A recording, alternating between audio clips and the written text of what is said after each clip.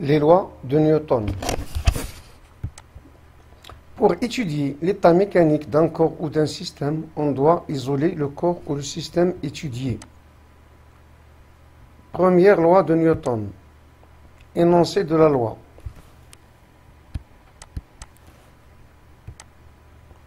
Dans un référentiel galiléen, si la somme vectorielle de toutes les forces extérieures appliquées à un corps est nulle, sigma des forces extérieures égale au vecteur nul, le centre d'inertie G du corps est en équilibre. Vg égale vecteur nul, ou en mouvement rectiligne uniforme Vg égale à une constante. C'est le principe d'inertie.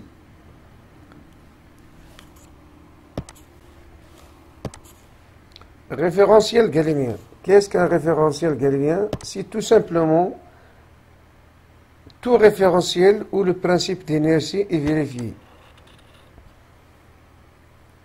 Exemple, une voiture se déplaçant à vitesse constante sur une ligne droite, tout repère lié à cette voiture serait galiléen. Par contre, lorsque la voiture aborde un virage, il a une accélération normale ou une accélération tangentielle aussi.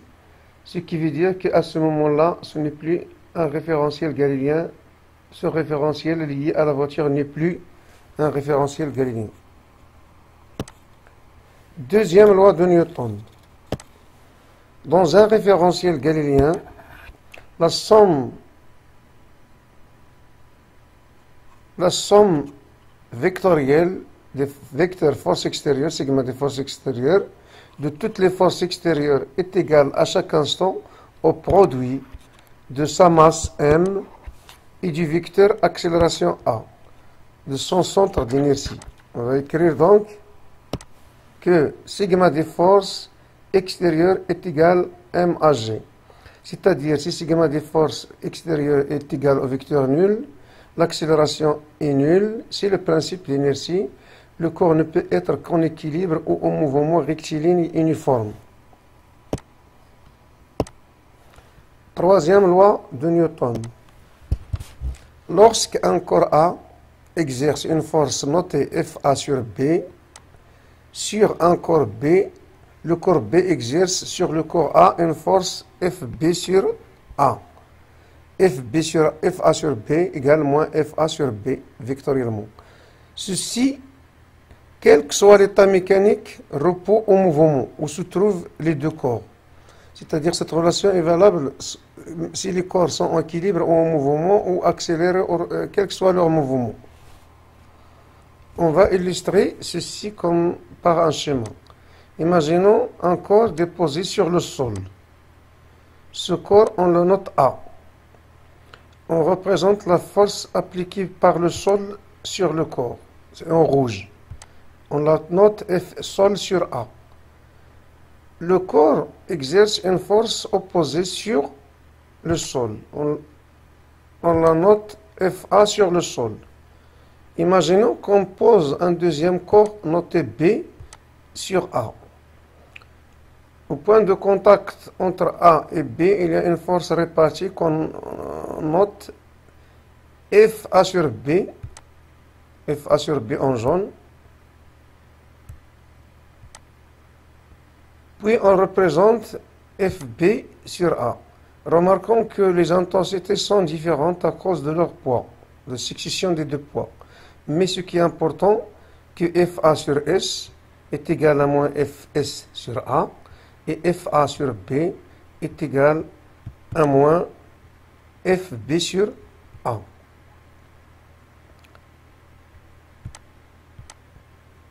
Quelques applications de la loi de Newton. On va voir le cas de la chute libre verticale. Chute du corps dans le champ de pesanteur uniforme. Dans le vide, tous les corps lâchés sans vitesse initiale tombent de la même façon et en mouvement rectiligne uniformément accéléré. Ce mouvement dont le corps ne se met qu'à son propre poids, P, s'appelle chute libre. C'est la chute libre. Pour étudier la chute libre, on a intérêt de choisir un repère orthonormé d'axe X, Y et Z vers le haut. Par exemple, le coin de la salle, on prend l'origine au coin de la salle. L'axe X selon un mur sur le sol. Et l'axe Y selon le mur perpendiculaire. Par contre, l'axe Z, c'est vers le haut, vertical. I, J, K. La base du repère OIJK. La trajectoire d'un corps lâché sera verticale. Ça, c'est l'accélération de pesanteur G. On va lâcher une bille. Ici, il est soumis à l'action de la force appliquée par la main et aussi par son poing. Il est en équilibre avant de la lâcher. Il est soumis à deux forces. Une fois lâché, il sera soumis à son propre poids. C'est la chute libre. V0 égale 0. Et son poids P. P reste constante au cours du mouvement et sa vitesse V augmente au fur et à mesure qu'il tombe en fonction du temps. On va appliquer la deuxième loi de Newton pour écrire l'équation différentielle du mouvement de la bille. Étude dynamique de la chute libre. Étude dynamique veut dire qu'on va donc appliquer la deuxième loi de Newton. Équation différentielle du mouvement. On va étudier le mouvement dans le repère X, Y, Z d'axe OI de base OIJK.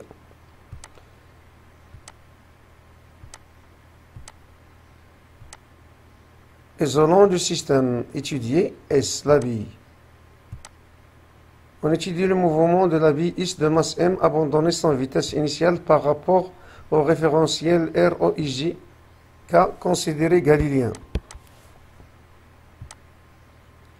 D'abord, premièrement, c'est très important, il faut écrire le système étudié. La bille S. Puis, faire le bilan des forces appliquées. N'oubliez pas que l'inventaire du bilan des forces, ou bien des forces appliquées, distinguer les forces à distance et les forces de contact. Et les forces extérieures. Donc, les forces extérieures. Il n'y a que le poids P. Donc, le poids P de la bille S. Au cours de la chute, P reste constant. Application de la deuxième loi de Newton. Sigma des forces est égal à M à G. P égale M à G. Mg égale M à G. L'accélération est donc égale à l'accélération de pesanteur notée G vecteur. Donc c'est une règle pour un corps qui ne soumis qu'à son propre poids, entre parenthèses chute libre, l'accélération Hg vaut le vecteur accélération G, accélération de pesanteur. L'accélération Hg du centre d'inertie d'un solide en chute libre dans le champ de pesanteur est égale à l'accélération de pesanteur notée G, corrigé ici, Hg égale G. Normalement, on va chercher les composantes de Hg d'une manière générale AX, AY, AZ, dans le repère orthonormé bien sûr, qui est égal G. On va voir que Gx égale 0. Pourquoi? Parce que G est vertical, Gy aussi égale 0. Et Gz, pourquoi moins G? C'est parce que c'est orienté vers le bas. D'ailleurs, en regardant le schéma, voilà les axes X, Y, Z. G vers le bas, Gz c'est moins G. Gz c'est moins G, c'est cette composante verticale qui nous intéresse puisque le mouvement c'est rectiligne. N'oubliez pas que Hg s'écrit dvg sur dt, vectoriellement. Mais après, on va s'intéresser à la composante Az qui n'est pas nulle. Az égale Gz égale moins G. Donc, dv sur dt est égal à dvx sur dt, c'est x secondes, la dérivée seconde, etc. Ça va nous donner g de composante 0, 0, moins g. c'est-à-dire que x secondes c'est égal à 0, y secondes c'est égal à 0, z secondes ce n'est pas nul, c'est égal à moins g. Par intégration, c'est-à-dire chaque équation doit être intégrée, chercher la primitive. La primitive de x secondes, ça nous note x point, c'est-à-dire vx. Donc vg, x point, comment passer, puisque x seconde égale 0, donc x point égale une constante. On va la noter C1. Même chose pour y. Y point égale, y seconde égale 0, y point égale vy, mais c'est une constante C2.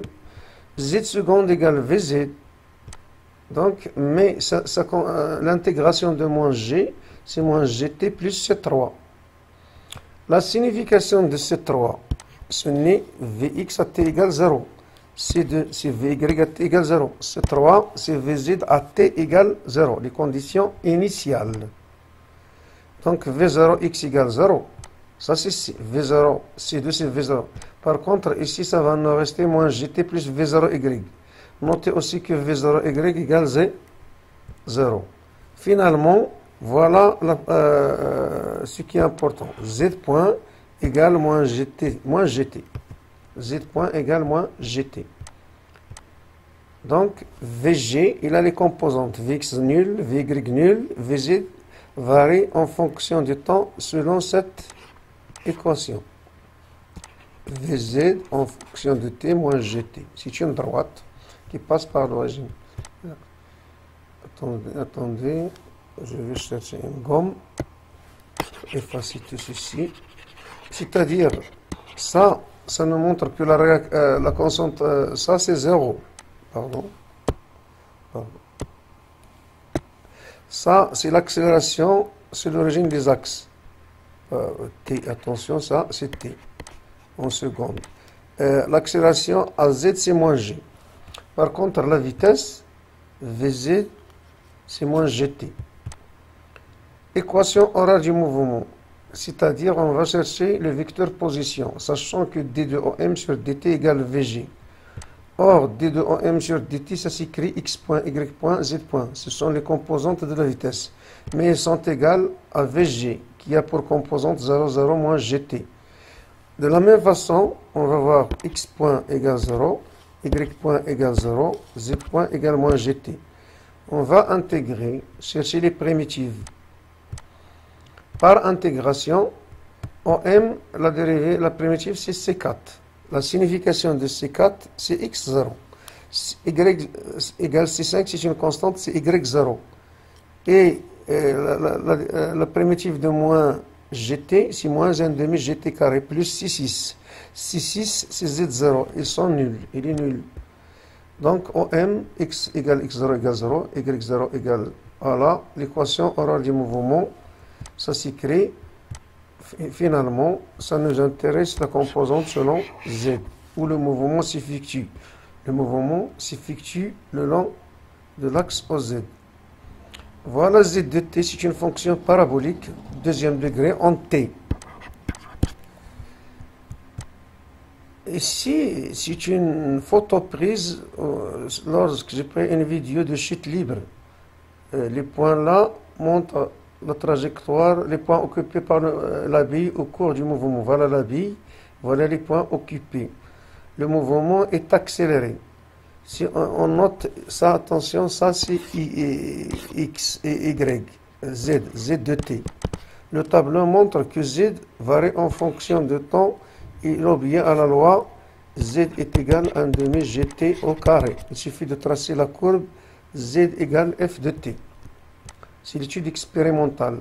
Toujours là, attention, ça c'est constant, ça c'est Z. Le logiciel note X à la place de Z. Voilà les courbes, ça c'est Z de t. Mais attention, Z il est pris vers le bas. L'axe orienté vers le bas au lieu qu'il soit orienté vers le haut. Ça, c'est la vitesse Vy en fonction de t. C'est une droite linéaire, c'est V0 égale 0. Et exercice d'application, on va voir. Cet exercice, vous voyez ici un chronomètre et un tachymètre. Pourquoi? c'est pour mesurer la vitesse en fonction du temps. Donc, ça, on a obtenu ce résultat.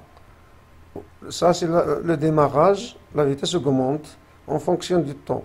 Puis, il reste constante, c'est la vitesse de croisière, la vitesse du voyage lorsque la vitesse reste constante. Ça, c'est la décélération lorsqu'on essaie de s'arrêter sur une longue distance, ce qui demande une certaine durée. Ici, c'est x en mètres, c'est la distance parcourue. La durée, le temps du voyage, c'est d'environ 460 secondes. La distance maximale parcourue, attention, c'est en kilomètres, normalement, c'est 7000 mètres. Hein. Ça, il faut ajouter ici 10 puissance 3. C'est un voyage de 7 km. Pour étudier le mouvement d'une voiture lors d'un parcours de distance L, on suit au cours du temps à l'aide d'un chronomètre l'évolution de la vitesse V, indiquée par le tachymètre, ainsi que la distance x parcourue. On choisit comme origine du temps t égale 0 l'instant du départ de la voiture. Pour la distance x égale 0. Les courbes 1 et 2 représentent respectivement les variations de la vitesse v de t et de la distance x de t parcourue. Premièrement, quelle est la longueur du parcours? C'est grâce à la courbe 1. N'oubliez pas 10 puissance 3 mètres, c'est-à-dire en kilomètres. Ici, déterminer graphiquement la durée delta t qui dure le parcours. Calculer la vitesse moyenne de la voiture entre son départ et son arrêt. La courbe 1 montre 3 étapes du mouvement. On peut assimiler les courbes à des droites pour chaque étape.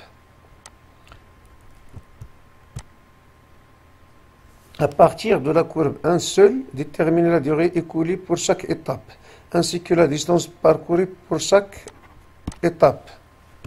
On déduire la distance L, longueur du parcours. Ce résultat est-il compatible avec la question 2? Et créer l'équation horaire du mouvement pour chaque étape. En choisissant des nouvelles origines des temps t égale 0 pour chaque début d'une phase de mouvement.